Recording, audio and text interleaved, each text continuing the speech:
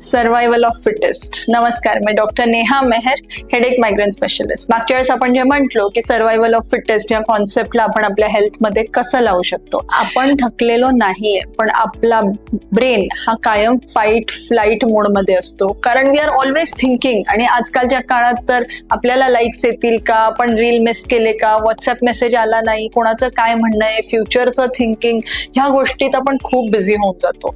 आणि ह्या सगळ्यामुळे our brain is never resting.